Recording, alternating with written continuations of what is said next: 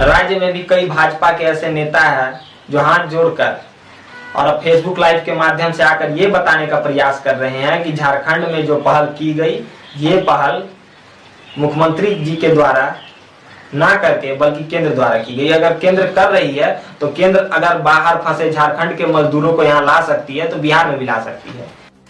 साथियों, सभी को नमस्कार, प्रणाम और क्रांतिकारी जोहार। साथियों,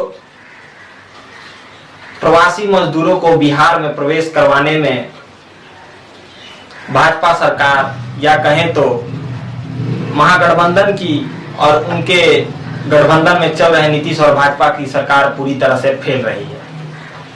और ये बात भाजपा के बिहार प्रदेश के भाजपा के एमएलसी डॉक्टर संजय पासवान जी का कहना है। उन्होंने ट्वीट करके ये कहा है और नरेंद्र मोदी से गुहार की है कि प्रवासी मजदूरों को लाने में बिहार सरकार पूरी तरह से फेल हो गई है। बीजेपी एमएलसी ने नीतीश कुमार को पूरी तरह से फेल बताया। अब ये हमारा स्टेटमेंट है नहीं और हमने ट्वीट करके कहा नहीं है, ये कहना है बिहार प्रदेश के एक एमएलसी जो वर्तमान में भाजपा से एमएलसी है। उनके गठबंधन में चल रही सरकार पूरी तरह से फेल है, यानी कि भाजपा की सरकार फेल साबित हो रही है। हम देख सकते हैं कि बिहार में मजदूरों का और बाहर में किस प्रकार शोषण हो रहा है। वो अन्य प्रदेशों में जाकर जब कार्य कर रहे हैं वहां उनका शोषण देखने को मिला कि कैसे गुजरात में बिजनेस माइंडेड लोग हैं, इस प्रकार के भी हमें बड़ी शर्म आती है और घृणा आती है ऐसे मानसिकता वाले लोगों पे कि बिहार में छोड़कर अपने कार्यों को लोग बाहर जाकर मजदूरी करते हैं कि उससे 2 पैसा का आमदनी हो सके। लेकिन एक मामला दैनिक भास्कर अखबार के जब मैं पढ़ रहा था उसके माध्यम से मुझे जानकारी मिली कि किस प्रकार सूरत में या कहें तो गुजरात के वहां के ठेकेदार के द्वारा जब मजदूरों को वापस भेजने की बात कही गई तो यहाँ फ्री में कहें तो निःशुल्क भेजा जा रहा था, ट्रेन चलाई गई थी, उसमें भी उन्होंने मजदूरों से 900 रुपये उनके खाते से काट लिया और उनकी कटौती की। इस महामारी में भी ऐसे गुजरातियों को मैं तहे दिल से धन्यवाद दूंगा जो ऐसी मानसिकता के हैं। बहुत धन्य हैं आप और आपकी मानसिकता है। लेकिन इस बात को हटाएं तो क्या भाजपा सरकार पूरी तरह से फेल है या कहें तो नीतीश सरकार पूरी तरह से फेल है?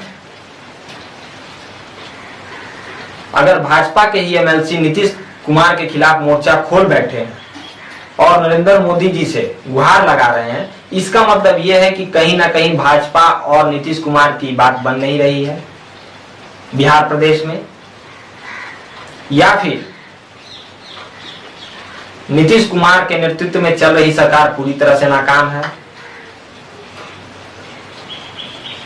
या कहें तो भाजपा के समर्थन से चल रही सरकार पूरी तरह से नाकाम है।